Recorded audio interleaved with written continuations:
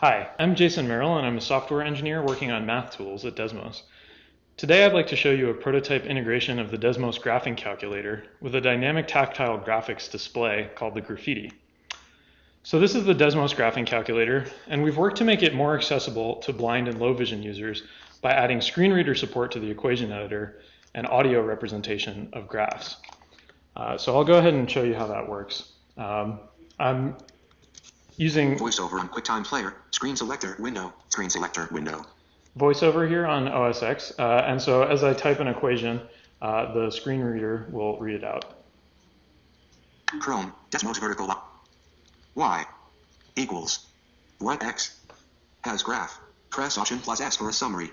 Press Option plus T for And with the Graffiti here, as I type an equation, it's immediately plotted on the tactile display. So I can come over to the Graffiti and feel the curve.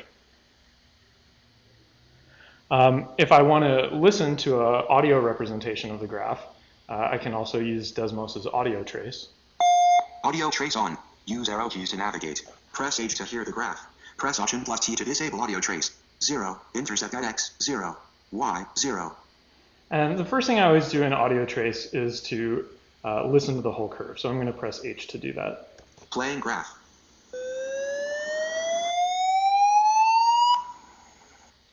And that's a nice, easy way to get a summary of the shape of the curve.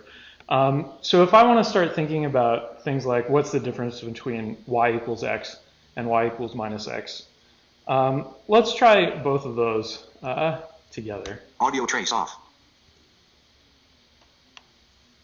Y minus equals minus x has graph. Press Option plus S for a summary.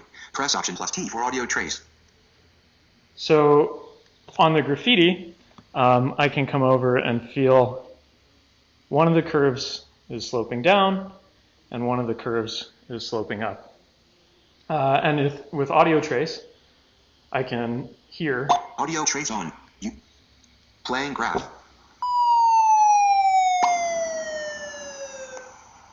One of the curves sloping down. Expression 1, 0, intercept at X, 0, Y, playing graph.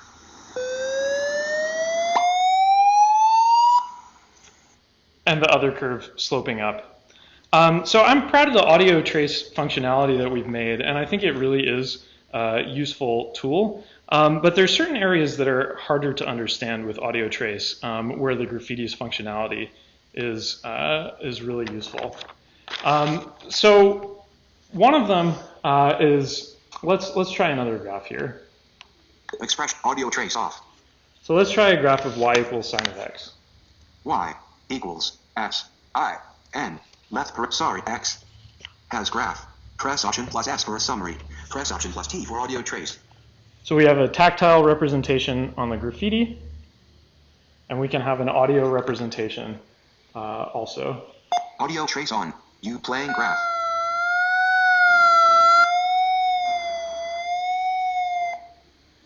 Now, if I want to think about the difference between y equals sine of x and x equals sine of y, let's take a look at that.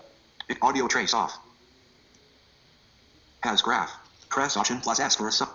Equals S I N left Y has graph. Press Option plus S for a summary. Press Option plus T for audio trace. So these two curves are plotted along different axes because they're functions of different variables. Over on the Graffiti, it's pretty easy to feel the difference between the two. But because of the way audio trace works, the two curves sound exactly the same because in one case we're sweeping one variable and in another case we're sweeping the other. Audio trace on. Use arrow keys to navigate. Press A playing graph.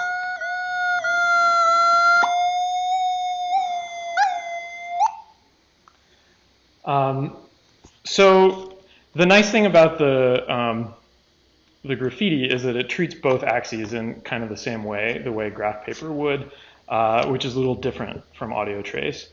One more example that I think is kind of nice is if we look at a curve that's not a function of one variable or the other. So let's try x squared plus y squared equals 9. X, subscript 6 baseline, superscript, base 2, baseline plus, unique y, superscript 2, baseline equals 9. Has graph. Press Option plus S for a summary. Press Option plus T for audio trace. Okay, so this is the graph of a circle. On the graffiti, it feels like a circle. It feels nice and round.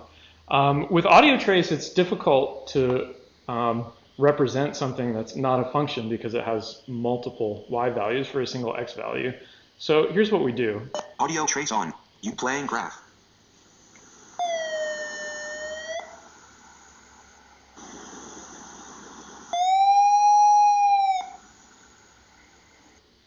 So we first play the lower branch of the circle and then play the upper branch of the circle. But a circle by itself doesn't have branches, and neither of those sounds particularly round.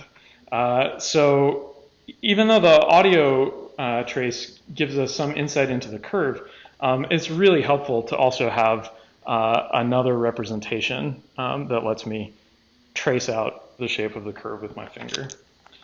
We'll try one more fun example. So X2 plus a Y2 polar equals 9. plot, R equals theta. A. Has graph. Press Option plus S for a summary. Press Option plus T for audio trace. So on the graffiti, let's make this theta over 2. 2. So on the graffiti, I can feel this nice spiral pattern. But with audio trace, it's again difficult to tell the difference between a polar curve and a Cartesian graph. So there's a few things about the graffiti I'm really excited about. One of them is that it gives us a way to faithfully represent both dimensions of a graph in the same way.